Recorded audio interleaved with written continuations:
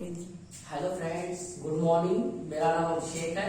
मैं आज फिजिक्स की सेकेंड पार्ट ला रहा हूँ। ठीक है, आज मैं बताऊंगा परावैद्युतांक। परावैद्युतांक माध्यम की वैद्युतशीलता तथा निर्वात अथवा वायु की वैद्युतशीलता के अनुपात को उस परावैद्युतांक का माध्यम का परावैद्युतांक है, जिसे कई एक माध्यम है। ठीक है, परावैद्युतांक मतलब के निर्वात में होती है, इसके बराबर 1 होता है। ठीक है, और वैद्युतशीलता ही होती है E एप्सिलॉन नॉट। ठीक है, ये हो गई और उसके अनुपात को परावैद्युत माध्यम का परावैद्युतांक कहते हैं। ठीक है, तो के बराबर E अपॉन एप्सिलॉन नॉट।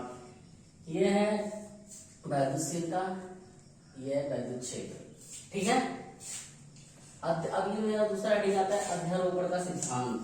ठीक है, मैंने माना एक बिंदु O है।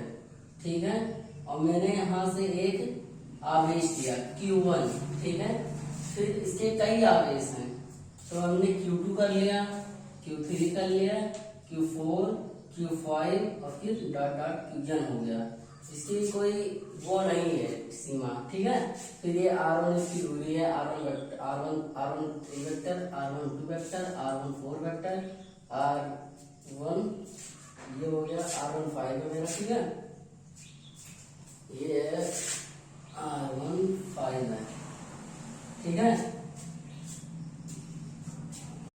अध्यारोपण का सिद्धांत तो बता रहा था, ये मेरा डायग्राम था। अब मैं इसके बारे में लिख दिया हूँ। ठीक है, इससे लिखा है यदि किसी निकाय में अनेक आवेश हो, जैसे कोई निकाय है इसमें अनेक आवेश हो। ठीक है, तो उनमें से किसी एक आवेश पर कई अन्य आवेश के कारण बल इस आवेश पर लगे सभी बलों के वेक्टर योग के बराबर होता है। बल इस आवेश पर लगे सभी बलों वेक्टर योग के बराबर होता है, जो इन आवेशों द्वारा इस आवेश पर अलग अलग एक एक करके लगाया जाता है, इसे अध्यारोपण का सिद्धांत कहते हैं। जैसे हमने पोलिया, उस पर हमने आवेश बनाया Q1, इसी के सहारे कई आवेश हो गए Q2, Q3, Q4, Q5। ठीक है, अब मेरा ये R1, R3, R4 4 वेक्टर हो गया। अब लिखा है माना किसी निकाय में n आवेश Q1, Q2, Q3 dot dot Qn है। माना इसमें Q1 आवेश पर वैद्युत बल ज्ञात करना है। ठीक है, ये मेरा हो गया Q आवेश के कारण Q1 पर लगने वाला वैद्युत बल। तो ये हो गया F1 2 vector 1/4 pi epsilon not.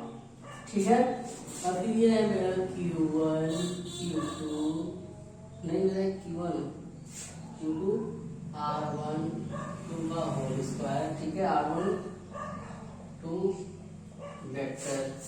ठीक है, इसी प्रकार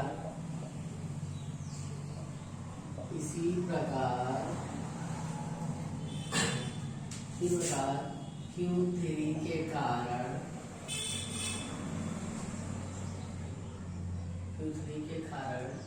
लगने वाला वैद्युत बल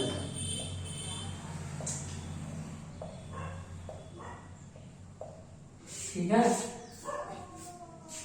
अभी मेरा हो गया F1 3 1/4 pi epsilon not Q1 Q3 R13 का whole square R13 vector.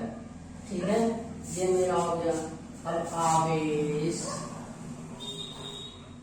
Qn के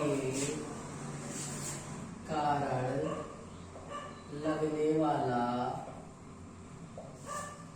वैद्युत बल। ठीक है, अब मेरा ये हो गया F1n vector 1/4 pi epsilon not into Q1 Qn R1n whole square R1n vector. अध्यारोपण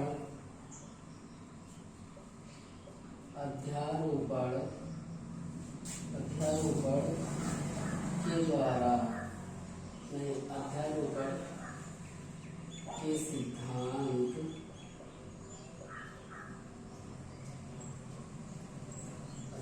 सिद्धांत से सभी आवेशों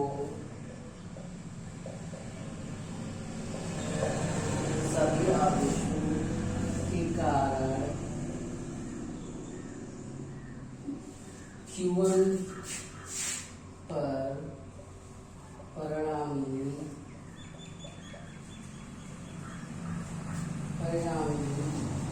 वैद्युतकण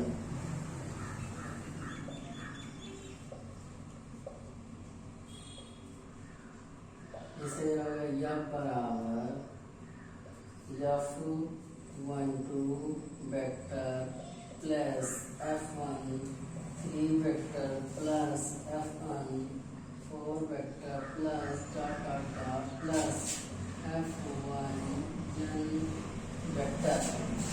ठीक है, यह वेक्टर 1/4πε0 सब में कॉमन हो जाएगा। 1/4πε0 सब में कॉमन हो जाएगा, इसको मैं इसलिए ही वैल्यू ले रहा हूँ। ठीक है, 1/4πε0 Q1 Q2 R1 2 का whole square plus Q1 Q3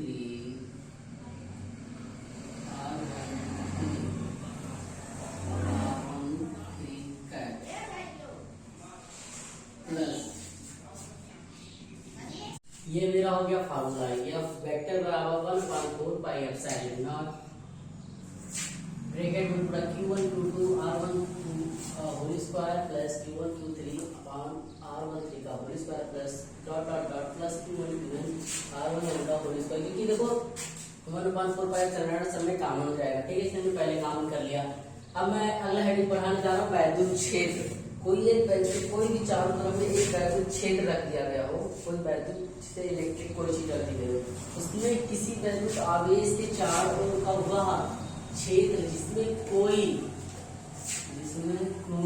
अन्य आवेश आकर्षण या प्रतिकर्षण बल का अनुभव करता है वैद्युत क्षेत्र कहलाता है। ठीक है, जैसे मेरे कहने का मतलब है, जैसे कोई एक आवेश है उसके चारों ओर क्षेत्र उत्पन्न होगा, विद्युत क्षेत्र। ठीक है, कोई इलेक्ट्रिक चीज है तो उसमें उत्पन्न होगा। ठीक है, आवेश, उसमें आवेश उत्पन्न होगा, इसे अनुभव करता है, आकर्षण या प्रतिकर्षण बल का अनुभव करता है, उसे वैद्युत क्षेत्र कहते हैं। ठीक है, और मैं कल इस टॉपिक पर पढ़ाऊंगा वैद्युत बल रेखाएं, वैद्युत क्षेत्र की तीव्रता, और तीसरा मैं पढ़ाऊंगा किसी बिंदु आवेश के कारण वैद्युत क्षेत्र की तीव्रता।